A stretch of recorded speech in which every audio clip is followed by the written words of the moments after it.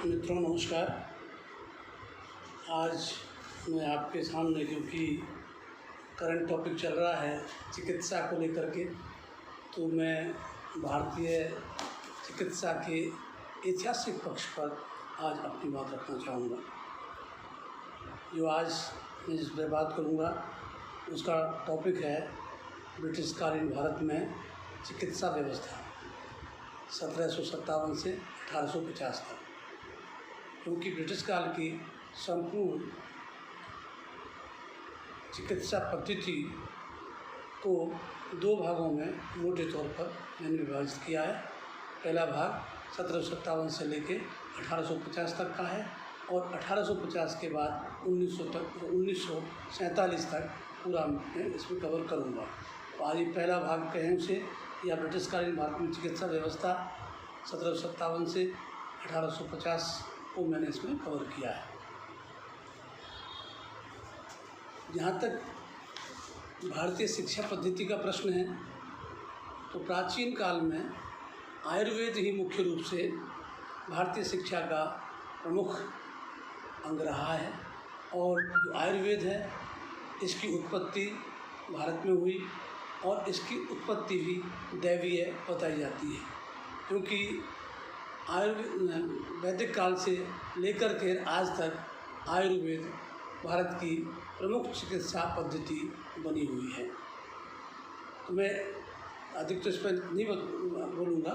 तो जो आयुर्वेद है इसके बारे में ऐसी मान्यता है कि आयुर्वेद जो है इसकी उत्पत्ति वैदिक काल में हुई और जो चौथा वेद है अथर्ववेद, उसमें स्वास्थ्य विज्ञान, शरीर विज्ञान या जीवन विज्ञान इन सब का उल्लेख है और वहीं से इसकी शुरुआत मानते हैं। धन्वंतरी का नाम हम जानते ही हैं। धन्वंतरी को आयुर्वेद का भगवान माना जाता है।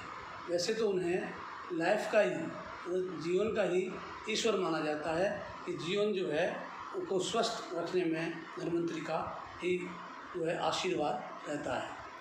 इसके बाद जो है सुश्रुत है, जिनके बारे में कहते हैं सुश्रुत खुद ही इनके शिष्य रहे हैं धन्वंतरी के। लेकिन ये एक पुष्टि इसकी बहुत ज़्यादा नहीं होती है, लेकिन इसको हम मानते हैं ऐसा। तो जो हिंदुस्तान की वर्तमान स्थिति को अगर हम देखें, तो जो भी वर्तमान स्थिति है इसकी जड़ें इतिहास में निहित हैं। तो आप देखें आज कितनी प्रकार की, कितनी वैरायटी चिकित्सा की हिंदुस्तान में उपलब्ध हैं। तो अधिक पद्धतियाँ उपलब्ध होने से कई बार एक अव्यवस्था और अराजकता की स्थिति पैदा होने लगती है। ये प्रमुख तौर पर, जैसे मैंने बताया कि आयुर्वेद के बाद दूसरा स्थान यूनानी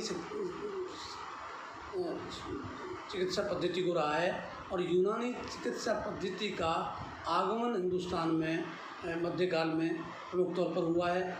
इसी प्रकार से अभी मैं एक सूची गिनाऊं तो आयुर्वेद, अब योगा, अब जैसे आयुर्वेद, योग और तीसरी चीज़ आती है ये जो है प्राकृतिक चिकित्सा। तो और इवन जो हम कहते हैं डाइट थेरेपी, भोजन चिकित्सा, ये सारी अलग अलग विधाएं हैं और इन सब की अलग अलग फील्डें। कई बार कुछ लोग, क्योंकि जैसे मैं इतिहास का अध्यापक हूँ जिसे हम समाज विज्ञान के अंतर्गत रखते हैं, अगर मैं ये कहूँ कि मैं समाज विज्ञान जानता हूँ, ऐसा नहीं है। समाज विज्ञान में मुझे इतिहास आता है और इतिहास में भी इतनी शाखाएं हैं कि उसमें राजनीतिक इतिहास है, सांस्कृतिक इतिहास है, आपका जो है शैक्षणिक है, विज्ञान तकनीक का इतिहास है, दर्शन का इतिहास है, धर्म का इतिहास है। तो जो इतिहास है, तो जैसे मेरा अपना फील्ड मैं कहता हूँ सोशल इकोनॉमिक हिस्ट्री है मेरा, कल्चरल हिस्ट्री है मेरा। और जब सोशल इकोनॉमिक की बात करूँगा तो उसमें साइंस एंड टेक्नोलॉजी की बात भी आती है। मैं कहूँगा भाई मेरा आदिवासी इतिहास पर, किसान इतिहास पर, इन पर मेरा जो है विशेषज्ञता है। तो बात समझ में आती है। लेकिन अगर कोई व्यक्ति कहे कि मैं योगा का भी माहिर हूँ, मैं जो है आयुर्वेद का भी माहिर हूँ, मैं प्राकृतिक चिकित्सा का भी माहिर हूँ और मैं जो है कि डाइटरी जो तरीके हैं न्यूट्रिशन और फूड में इसका भी विशेषज्ञ हूँ। तो ये एक आदमी नहीं कर सकता, कोई चमत्कारी ईश्वर ही कर सकता है। तो मेरा कहना ये है कि ये जो पद्धतियाँ हैं इनमें इतना ज़्यादा ओवरलैपिंग है कि उससे कन्फ्यूजन की स्थिति हो रही है। इस विषय को मैं अभी शुरू में थोड़ी बात कर रहा हूँ, इससे मैं अपने को तीसरा जो वीडियो बनाऊंगा उसमें प्रस्तुत करूंगा, इसमें वर्तमान शिक्षा पद्धति पर मैं बात करना चाहूँगा। किंतु अभी मैं जो कह रहा था प्रारंभ में, जो हिंदुस्तान में संचालित जो प्रचलित जो विभिन्न तरीके हैं उसमें आयुर्वेद है, योग है, प्राकृतिक चिकित्सा है, होम्योपैथी है, इलेक्ट्रोपैथी है, यूनानी है, तंत्र मंत्र है, भूत विद्या है, एलोपैथी है, डाइट थेरेपी है, फिजियोथेरेपी है। इसके अलावा हड्डियां जोड़ने वाले आपको ग्रामीण क्षेत्रों में जो पहलवान और गडरिये और ग्वाले मिलते हैं उनका काम आज भी चल ही रहा है। इसके अलावा आदिवासी चिकित्सा पद्धति है। आदिवासियों के अलावा जो है जो परंपरागत लोकोपचार से कहते हैं फोक मेडिसिन्स भी प्रचलन में हैं। इसके अलावा तंत्र मंत्र भी फल फूल रहा है। इससे शिक्षा के युग में भी भूत विद्या भी प्रचलित है और ये माना जाता है कि यदि कोई बीमारी आती है तो दुरात्माओं के कारण आती है और उन दुरात्माओं को अगर भगा दिया जाए तो बीमारी मिट जाएगी। तो इस तरह की बातें चल रही हैं और इस समय जो अंतर्राष्ट्रीय स्तर पर महामारी कोरोना फैला हुआ है उसमें जितने भी छोटे मोटे नीम हकीम, तांत्रिक, भूत विद्या वाले और भी लोग हैं सब सक्रिय हो गए हैं और वो अपनी अधकचरी विद्या को परोस रहे हैं।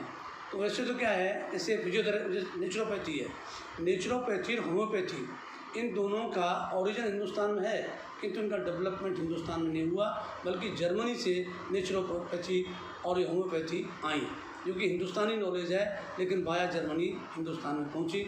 और नेचुरोपैथी तो एक विश्व व्यवस्था बन चुकी है। जितनी आयुर्वेद और योगा में नहीं है उससे ज़्यादा नेचुरोपैथी है। आज भी नेचुरोपैथी अमेरिका में भी है, यूरोप के देशों में भी है और भी बहुत जगहों पर है, पूरे विश्व में है। और जो ज़्यादा वैरायटी है सबसे अधिक, जहाँ पे मैंने बात की भी फोक मेडिसिन्स, मतलब जो लोकोपचार है, तो फोक मेडिसिन्स की जो बहुतायत है वो एशिया और अफ्रीका के देशों में बहुत ज़्यादा है। यूरोपियन देशों में उसकी लगभग नहीं है वो, क्योंकि वहाँ पे प्रभावी या तो प्राकृतिक चिकित्सा है, प्राकृतिक नहीं तो होम्योपैथी है और नहीं तो एलोपैथी उनकी प्रमुख चिकित्सा पद्धति है। तो हिंदुस्तान में इतनी सारी शिक्षा पद्धतियाँ हैं। जब वापस मैं आता हूँ प्राचीन भारत में, जो स्वास्थ्य के देवता या कहें कि उसे जो शरीर के देवता या आयुर्वेद के देवता वो धन्वंतरी हैं। धन्वंतरी से आयुर्वेद की शुरुआत मानी जाती है। उसके बाद सुश्रुत और चरक और तीसरे बागभट्ट, ये तीन बड़े विद्वान हुए। इसके बाद सारंगधर, भाव मिश्र, माधव हुए जिन्होंने माधव निदान लिखा, जिसमें कि वो डायग्नोसिस कैसे किया जाए। और जहाँ तक सवाल, तो यहाँ पे क्या है कि शल्य चिकित्सा भी आयुर्वेद में उपलब्ध थी। तो ये जो मेडिसिनल भेषज और शल्य चिकित्सा दोनों ही यहाँ उपलब्ध थी, काफ़ी विकसित थी। और प्राचीन विश्व की जितनी भी चिकित्सा पद्धति हैं उसमें आयुर्वेद प्रथम स्थान पर थी और दूसरे स्थान पर हम यूनानी को मानते हैं। तो आयुर्वेद और यूनानी ये विश्व की प्राचीनतम चिकित्सा पद्धतियों में सम्मिलित हैं।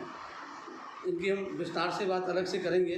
तो मध्यकाल में जो यूनानी चिकित्सा पद्धति का प्रवेश होता है ये मुस्लिम्स के साथ शुरू होता है, क्योंकि जो यूनानी पद्धति है ये पर्शियन और अरेबिक ट्रेडिशन में भी सम्मिलित हो गई।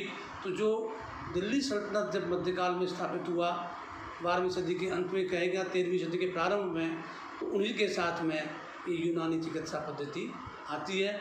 और यूनानी चिकित्सा पद्धति भी मेडिसिनल प्लांट्स पर भी निर्भर करती है, जड़ी बूटियों पर भी डिपेंड करती है। तो यूँ करके आयुर्वेद के साथ यूनानी का कोई बहुत बड़ा झगड़ा नहीं था। और आयुर्वेद को भी जो भी बाहर के लोग आए, ये दिल्ली सल्तनत में गुलाम वंश है, खिलजी वंश है, तुगलक वंश है। और तुगलक वंश में तो आप देखें फिरोज तुगलक ने तो पहला पब्लिक हॉस्पिटल, मध्यकाल की बात कर रहा हूँ, पहला पब्लिक हॉस्पिटल फिरोज शाह तुगलक ने स्थापित किया था। तो जो जो अस्पताल था वो आम जनता के लिए था और खैराती अस्पताल था जहाँ पर कोई खर्चा बीमार को नहीं देना है, और उसमें आयुर्वेद और यूनानी दोनों ही चिकित्सा पद्धतियों को सम्मिलित किया गया था। मुग़ल काल में भी ये दोनों चिकित्सा पद्धतियाँ विकसित होती रही, इनको राज्य की ओर से पैट्रोनेज भी मिलता रहा। तो यहाँ एक स्थिति और क्या है, जैसे आप ये देखें कि भारत के बारे में जो वर्णन 19वीं सदी में मिलता है, क्योंकि 19वीं सदी में दो तरह के लोग हैं। एक तो वे लोग हैं जो भारत में अंग्रेज़ी साम्राज्य की स्थापना को या भारत में अंग्रेज़ी साम्राज्य को जस्टिफाई कर रहे हैं, जो कह रहे हैं ये बहुत सही है और वो कहते हैं ये अच्छी भूमिका निभाएगा साम्राज्यवाद। और एक वे लेखक हैं जिन्होंने ये कहा कि जो हिंदुस्तान है उस हिंदुस्तान की जो परंपरागत व्यवस्थाएँ थी उसको सबसे पहले अगर किसी ने ब्रेक किया तो वो अंग्रेज़ों ने ब्रेक किया। आप ये देखें उस समय ये बताया गया कि हिंदुस्तान के जो हर गांव हैं वो अपने आप में स्वतंत्र प्रशासनिक इकाई के रूप में काम करता है, और वहाँ पे देखेंगे कि जो टीचर है वो वैद्य भी है, वो मेडिसिन भी दे रहा है, वो टीचिंग भी कर रहा है, वो थियोलॉजिस्ट भी है, वो दार्शनिक भी है। तो उसकी जो बहुआयामी भूमिका थी वो भूमिका ख़त्म होने लगती है। तो जो अंग्रेज़ी राज की स्थापना के साथ में किस तरह से एलोपैथी, जो हिंदुस्तान में नई पद्धति जुड़ी एलोपैथी, जो इस समय हिंदुस्तान की प्रमुख चिकित्सा पद्धति बनी हुई है।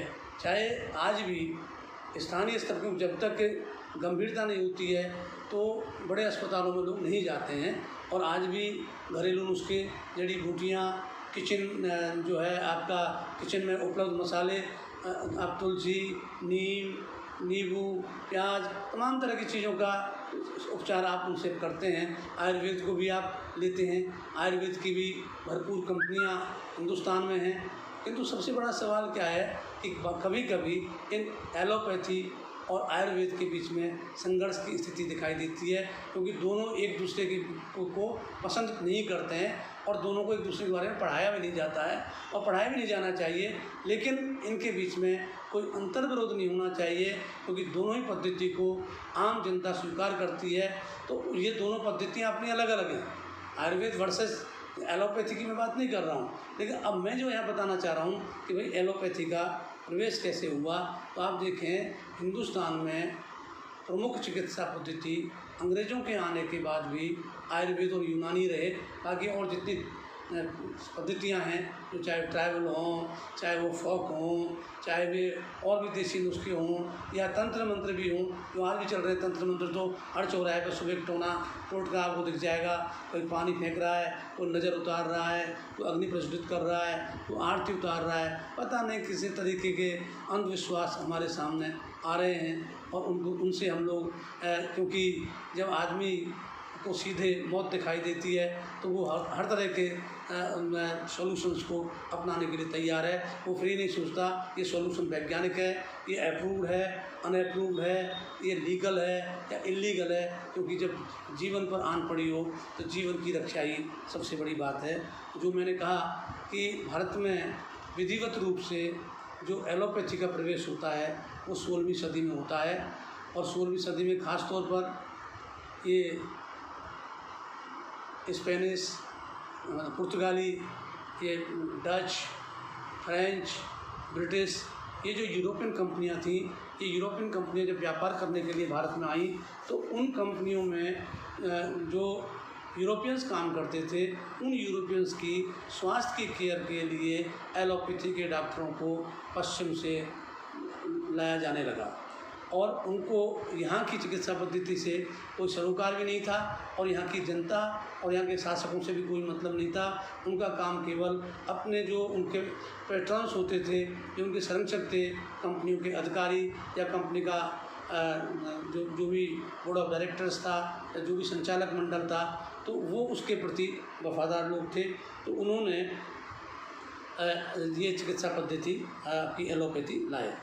1757 में जब अंग्रेज़ी राज की स्थापना ही हो गई बंगाल में, तो बंगाल में क्योंकि जो ब्रिटिश हैं उनकी संख्या बढ़ने लगी, ब्रिटिश सैनिक भी जाने लगे, ब्रिटिश सिविल सर्वेंट्स भी जाने लगे, ब्रिटिश कंपनी के नौकर भी जाने लगे। तो तमाम सिविल और मिलिट्री ऑफिशियल्स और ऑफिसर्स का जमावड़ा वहाँ बढ़ने लगा। तो उनकी स्वास्थ्य की रक्षा के लिए 1757 में ही बंगाल स्वास्थ्य सेवाएं आरंभ की गई। और वे बंगाल स्वास्थ्य सेवाएं केवल कंपनी सर्वेंट्स, वो भी यूरोपियन कंपनी, अगर हिंदुस्तानी गुमास्ता है, हिंदुस्तानी क्लर्क है, उसके लिए नहीं थी। वो जो है जो यूरोपियंस हैं उन यूरोपियंस के लिए एलोपैथी की शुरुआत 1757 में ही बंगाल स्वास्थ्य सेवाएं या बंगाल हेल्थ सर्विसेज के नाम से शुरू हो जाती हैं। और इसी तर्ज पर मद्रास और बम्बई, तो पहले क्या कि 3 प्रेसिडेंसीज थी, मद्रास, बम्बई और बंगाल, और ये 1772 तक तीनों अलग अलग प्रेसिडेंसीज रही। और 1772 में जो मेन प्रेसिडेंसी रही वो कलकत्ता रही। और पहले अलग अलग गवर्नर्स होते थे, गवर्नर्स बाद में भी अलग थे, किंतु जो बंगाल का गवर्नर होता था he became governor general of India in 1772। तो जो चिकित्सा पद्धति शुरू की गई उसमें ब्रिटिश जो सैनिक थे उनके लिए थी, लेकिन जब ब्रिटिश ने अपनी सत्ता स्थापित कर ली, अपने पांव जमा लिए, तो हिंदुस्तानी सिपाहियों की भर्ती, हिंदुस्तानी सैनिकों की भर्ती भी आरंभ की गई। तो जो हिंदुस्तानी सैनिक थे उन सैनिकों की स्वास्थ्य की रक्षा के लिए एलोपैथी की व्यवस्था की गई। ये माना गया कि ये जो एलोपैथी है ये पूर्ण विकसित और जल्दी फ़ायदा करने वाली या जल्दी से इलाज करने वाली या बीमारी को साधने वाली ये एक पद्धति है। किंतु जो ब्रिटिश आर्मीज थी उस आर्मी में जो अपर कास्ट के हिंदू लोग थे, पर्टिकुलरली ब्राह्मण्स और दूसरे भी लोग थे, तो उन लोगों में इस यूरोपीय चिकित्सा पद्धति के प्रति जो है उनको घृणा थी। वो ये मानते थे कि इसकी जो दवाइयाँ हैं वो जो है जीव हत्या से तैयार होती हैं, वो मदिरा से तैयार होती हैं, मतलब वो बिल्कुल हमारे काम की नहीं, इसको हम सेवन नहीं कर सकते, अगर उसका हमने सेवन किया तो हमारा धर्म भ्रष्ट हो जाएगा। तो उस स्टेज पर अंग्रेज़ उन सैनिकों को कोई मुकाबला भी नहीं करना चाहते थे, उन पर दबाव नहीं डालना चाहते थे। तो इसीलिए उन्होंने अपनी जो मेडिकल सर्विसेज थी उसमें भारतीय चिकित्सकों को भी भर्ती करना आरंभ किया। और उनको ये काम सौंपा गया कि जो हिंदुस्तानी सैनिक और कर्मचारी हैं उनको इलाज दिया जाए। और इस तरह से आप देखिए कि जो भारतीय चिकित्सा पद्धति है, उस भारतीय चिकित्सा पद्धति को ये चाहते थे कि इसको बिल्कुल ही छोड़ दें, किंतु वो उनको मजबूरन अपनानी पड़ी और उसको पैट्रोनेज भी, उसको सैंक्शन भी देना पड़ा और उसको राज्य का समर्थन भी मिलने लगा। जो एलोपैथी के डॉक्टर्स आ रहे थे उनकी संख्या बहुत कम थी और एलोपैथी के केवल डॉक्टर से काम नहीं चलने वाला था, सबऑर्डिनेट स्टाफ की भी जरूरत थी, जिसको हम पैरामेडिकल स्टाफ कहते हैं, जिसमें कंपाउंडर है, नर्स है, वार्ड बॉय है, अर्दली है, कई तरह के जो होते हैं। तो इसके लिए हुआ क्या, 1760 में एक सबऑर्डिनेट मेडिकल सर्विस शुरू की गई, जिसको हम SMS के नाम से जानते हैं। 1760 में सबऑर्डिनेट मेडिकल सर्विसेज, और सबऑर्डिनेट मेडिकल सर्विसेज जो हैं ये जो है 1947 तक भी कंटिन्यू रहती हैं। बाकी और चिकित्सा पद्धति में परिवर्तन आते रहे और विकास होते रहे, किंतु जो सबऑर्डिनेट मेडिकल सर्विसेज हैं इसमें ये जो है परंपरा चलती रही। और सबऑर्डिनेट मेडिकल स्टाफ में हिंदुस्तानियों को भर्ती किया गया। उन्हें जो है अंग्रेजी शिक्षा के माध्यम से अंग्रेजी चिकित्सा में उनको प्रशिक्षित किया गया, पारंगत किया गया और वे असिस्टेंट के रूप में काम करने लगे। ये पहला अवसर। अभी तक क्या है जो मैं बात कर रहा हूँ 1760 की, 1760 तक आम जनता के लिए कोई व्यवस्था नहीं है। और सबसे पहले जो हिंदुस्तान में एलोपैथी का अस्पताल स्थापित होता है वो 1792, मतलब 18वीं सदी के बिल्कुल क्लोज पे जा कर के 1792 में पहला जो मेडिकल कॉलेज है वो कलकत्ता मेडिकल कॉलेज अस्तित्व में आया।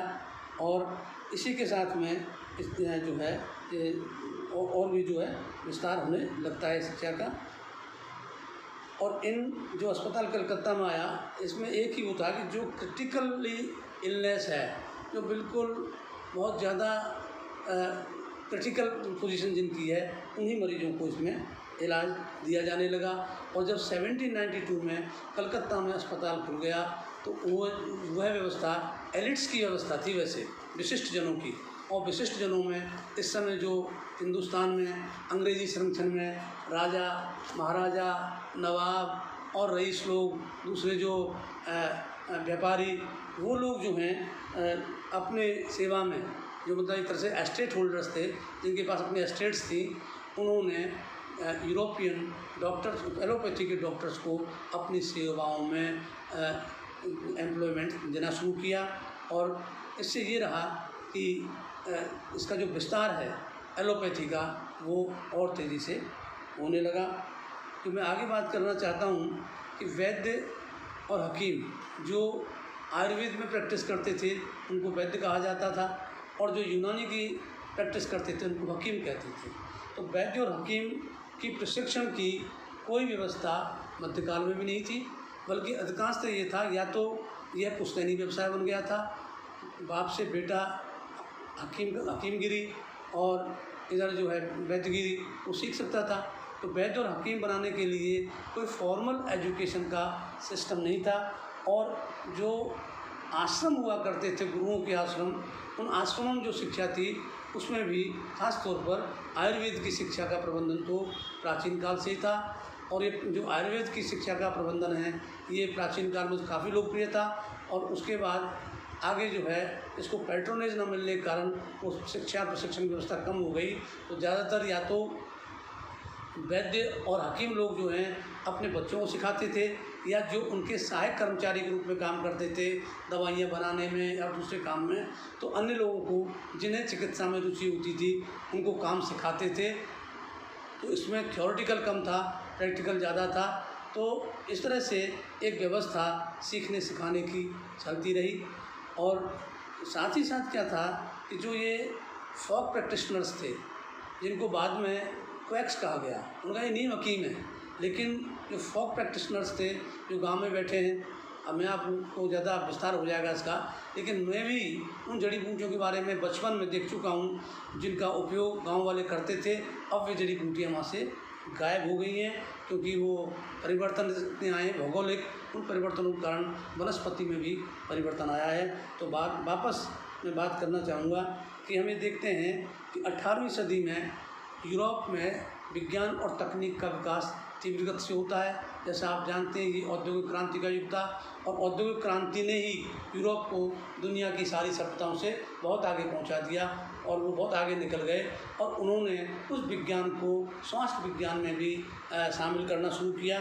और आप भी देखें कि उन्होंने जो एलोपैथी ने शरीर विज्ञान की जो अवधारणा उसकी थी, वह अवधारणा ज़्यादा स्पष्ट थी, तो उसको विभिन्न साइंटिफिक उपकरणों के माध्यम से, वैज्ञानिक उपकरणों के, जांच के उपकरणों के माध्यम से उसका ज़्यादा उन्होंने गहनता सूक्ष्मता से अध्ययन किया। फिर भी अंग्रेज़ों ने भारतीय शिक्षा पद्धति को एकदम से इनकार नहीं किया, क्योंकि वो जानते थे कि ये अभी हिंदुस्तान में लोकप्रिय है, और अगर इसको हम बंद करते हैं तो इसका विकल्प हमारे पास नहीं है। और सबसे जो प्रमुख नाम जो हिंदुस्तानी चिकित्सा पद्धति को जिसने जीवन दान दिया, क्योंकि अंग्रेज़ तो चाहते थे इसे बंद कर दें, तो एक विद्वान हुए सर विलियम जोन्स के बारे में पता होगा। उन्होंने एशियाटिक सोसाइटी ऑफ बंगाल की स्थापना की, और इन्होंने एक जर्नल ऑफ एशियाटिक रिसर्च 1789, मतलब 18वीं सदी के एकदम किनारे पर, ये सर विलियम जोन्स ने जर्नल ऑफ एशियाटिक रिसर्चेज शुरू किया। और इस जर्नल के माध्यम से जो इंडियन मेडिकल सिस्टम है, इंडियन सिस्टम ऑफ मेडिसिन है, इस पर रिसर्चेज की गई और उनको आगे बढ़ाने का प्रयास किया। और इसी के आसपास हम देखते हैं कि कलकत्ता में 1781 में एक मदरसा कायम किया गया था सरकारी इमदाद से। उस मदरसे में भी यूनानी शिक्षा पद्धति को पढ़ाने का काम शुरू किया।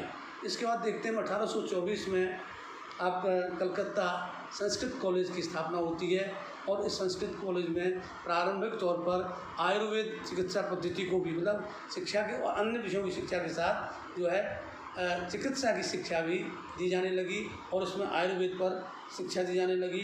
धीरे धीरे इन कलकत्ता मदरसा और कलकत्ता संस्कृत कॉलेज इन दोनों में पश्चिमी चिकित्सा पद्धति पर भी उर्दू और संस्कृत या हिंदी या और लोकल लैंग्वेज के माध्यम से शिक्षा दी जाने लगी।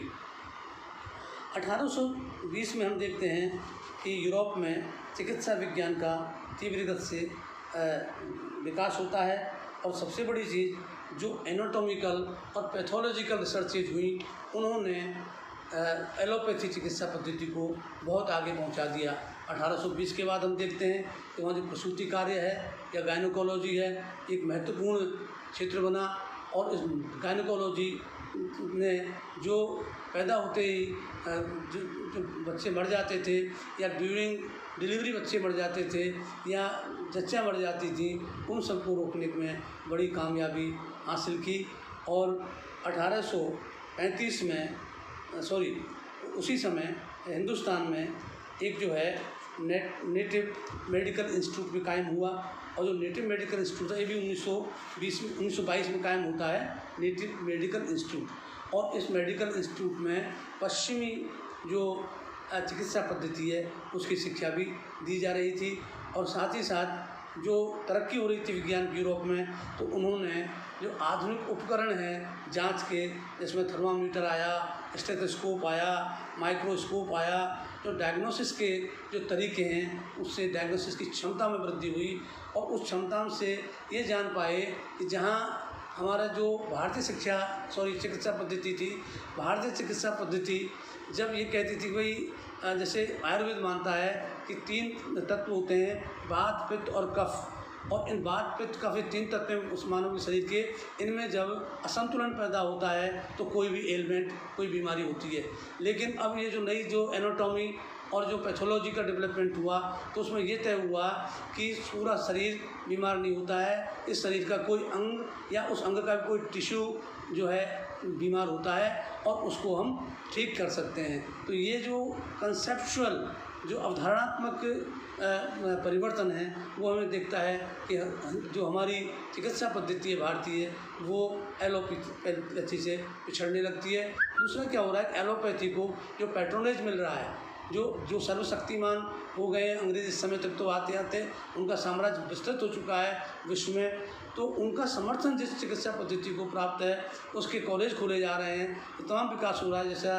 तो उस विकास से हम देखते हैं कि एलोपैथी को फ़ायदा हुआ, आयुर्वेद को नुकसान हुआ। दूसरा क्या हुआ कि जो ब्रिटिश उपयोगितावादी थे, ब्रिटिश उपयोगितावादी भी भारत में अंग्रेज़ी साम्राज्य को एक मिराकल, एक चमत्कार के रूप में मानकर चलते थे और ईसाई मिशनरी भी जो हमारी चिकित्सा पद्धति है उसको निशाना बना रहे थे और उसको निशाना बना करके हमारी पब्लिकली क्रिटिसाइज करना, आलोचना करना कि कितने पिछड़े लोग हैं, इनको जो है बेसिक नॉलेज ही नहीं है, क्योंकि ये तो एक भ्रम, एक मिथ क्रिएट किया गया था by the supporters of the British that the basic object of the British rule in India is to civilise the Indian people, मतलब भारतीयों को सिविलाइज करना हमारा उद्देश्य है। तो इस तरह के जो मिथ थे, मिसकंसेप्शंस थे, उनको बल मिला और कुल मिला करके जो हमारी स्थिति है बड़ी डिमोरलाइजेशन की सी होने लगी। लेकिन ये समय ऐसा है क्योंकि इस समय 1828 से 1835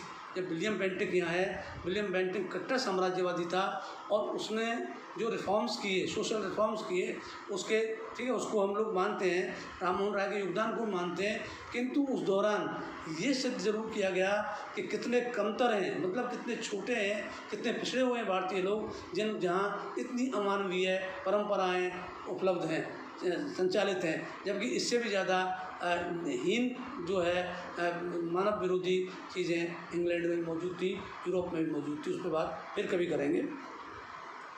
तो सबसे बड़ी बात ये थी कि एक जो है फिर भी नेटिव मेडिकल इंस्टीट्यूट 1822, तो ये जो 1820 से लेकर के प्रगति है ये तीव्र गति से होने लगती है। लेकिन जो विलियम बेंटिक है जो 1828-1835 की बात कर रहा हूँ, यही वो व्यक्ति है जिसने मैकॉले कमेटी नियुक्त की थी, भारतीय शिक्षा पद्धति को भी ओवरहॉल करने का प्रयास किया था। इन्होंने ही ये सिद्ध कर दिया कि यहाँ की जो चिकित्सा पद्धति है बिल्कुल यूजलेस है, वर्थलेस है और इसको अब सरकार की ओर से कोई समर्थन नहीं दिया जाएगा। और जो ये जो नेटिव मेडिकल इंस्टीट्यूट्स बनाए गए थे जिनमें पश्चिमी चिकित्सा के साथ साथ जो भारतीय चिकित्सा सिखाई जा रही थी, उन नेटिव मेडिकल इंस्टीट्यूट्स को बंद करने की घोषणा कर दी और मदरसे में और संस्कृत कॉलेज में जो चिकित्सा शिक्षा आरंभ की गई थी उसे बंद कर दिया। और 1835 में कलकत्ता, मद्रास और बम्बई में पहले मेडिकल कॉलेजों की स्थापना होती है 1835 में। और 1835 के बाद जो डेवलपमेंट होता है, क्योंकि जब 3 मेडिकल कॉलेज आ गए तो ये royal society of surgeon London से एफिलेटेड थे और उन्हीं की निगरानी में शिक्षा की गुणवत्ता और उसके तौर तरीक़ों पर ध्यान दिया जाता था। तो इनके आने से के बाद क्या हुआ है कि 1849 में हिंदुस्तान में क्लोरोफॉर्म आई। क्लोरोफॉर्म पश्चिम से आई और क्लोरोफॉर्म के आने के बाद जो हिंदुस्तान में इलाज हैं वो चीर फाड़ या हड्डियों को जोड़ना, हड्डियों को बिठाना, तो ये सब जो है क्लोरोफॉर्म के आने के बाद जो है क्रिटिकल नेचर के ऑपरेशंस आरंभ हुए, जिससे इस जो चिकित्सा पद्धति है ये लोकप्रिय इसलिए हुई कि ये जो है बिल्कुल मौत के मुंह में गए हुए लोगों को वापस ला सकती है। जो सीवियर एक्सीडेंट्स होते थे, फैटल एक्सीडेंट्स होते थे, उनमें लोग बच नहीं पाते थे, किंतु इन्होंने ये सिद्ध कर दिया कि ये बच सकते हैं। तो इसमें जो मैं आगे बात करना चाहता हूँ कि 1835 में कलकत्ता, मद्रास और बम्बई में मेडिकल कॉलेज की स्थापना हुई और इसके बाद 1860 में लाहौर मेडिकल कॉलेज की स्थापना हुई। तो इस तरह से 19वीं सदी के पूर्वार्ध में मतलब 1850 तक ही हम देखते हैं कि जो भारतीय चिकित्सा पद्धति है वो रिप्लेस कर दी गई इस एलोपैथी चिकित्सा पद्धति के द्वारा, क्योंकि अब एलोपैथी की शिक्षा को प्रमोशन मिलने लगा, सपोर्ट मिलने लगा और ये हिंदुस्तान की 1860 तक ये एक प्रमुख supported by the state medical की ब्रांच हो गई।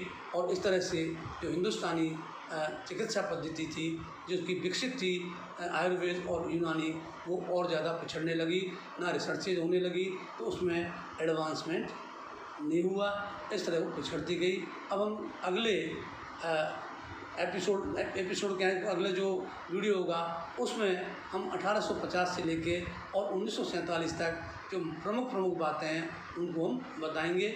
और तीसरे में हम जो आज़ादी के बाद के भारत की चिकित्सा पद्धति है, जो व्यवस्था हैं, उसके ऊपर हम बात करेंगे।